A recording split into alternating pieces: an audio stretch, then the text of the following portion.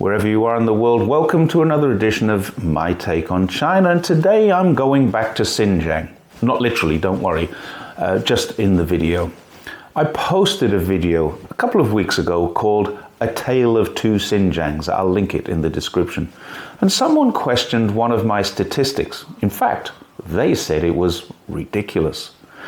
The commentator suggested I was lying, or inferred I was lying, when I said that almost 200 million tourists visit the region a year, and because I compared that to Spain, where only 126 million people visited, he described it, or me, as totally insane. Well, this year, so far, even the ABC, whose article I was ridiculing, admitted that the number was 180 million. So it wasn't me saying it, it was an anti-China media group who were visiting the region for themselves, adding to that number. But let's look at why I think the number is accurate. Albeit maybe not quite 200 million, there are some reports that this number is accurate, but other reports say that it may have been as low as 158 million. So depending on the report you read, the source that you have, it's still more than the people who visited Spain. First of all, most people who visit Spain would be Europeans. Perhaps a few North Americans, Africans, but the vast majority would be doing what I did when I lived in the UK and took a 2-week summer break or an autumn or spring holiday for some sunshine.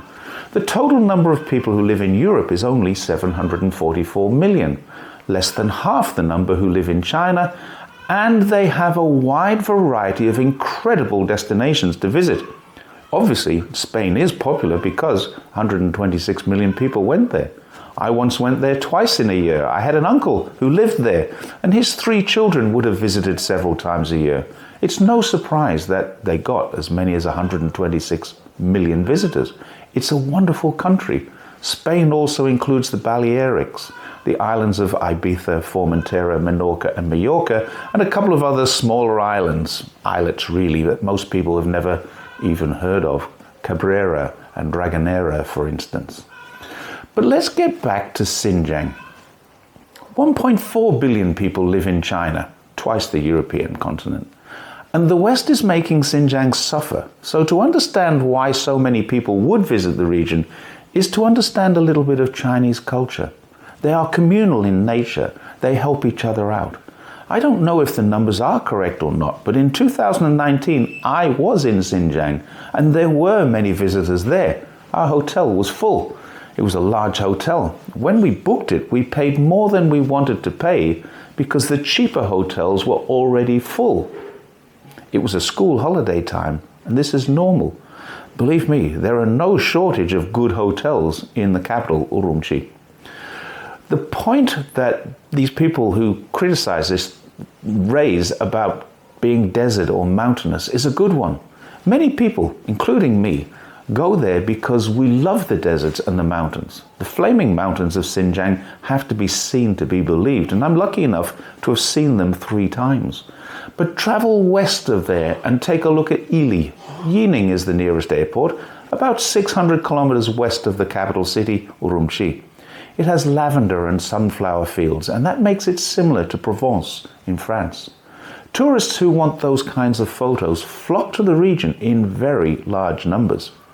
Xinjiang also has huge amounts of history, including ancient, abandoned Silk Road towns, and the world's largest adobe minaret.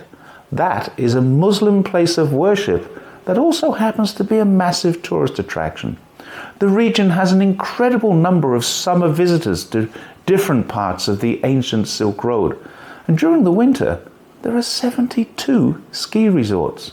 I'm really not sure why any country would build so many ski resorts unless there were people going to stay in them.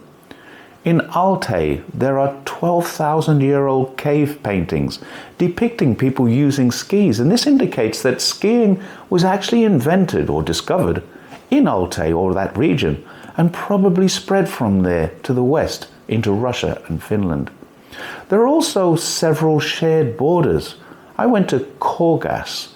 The border there is a duty-free shopping area for people crossing from Kazakhstan, and it's only 300 kilometers from the capital of Kazakhstan, Almaty. Many Kazakhs cross the border for shopping every day. They may not be overnight visitors, but they're certainly visitors to the region. And I know this is true because I've seen them in their thousands. There's a huge shopping center there to accommodate them.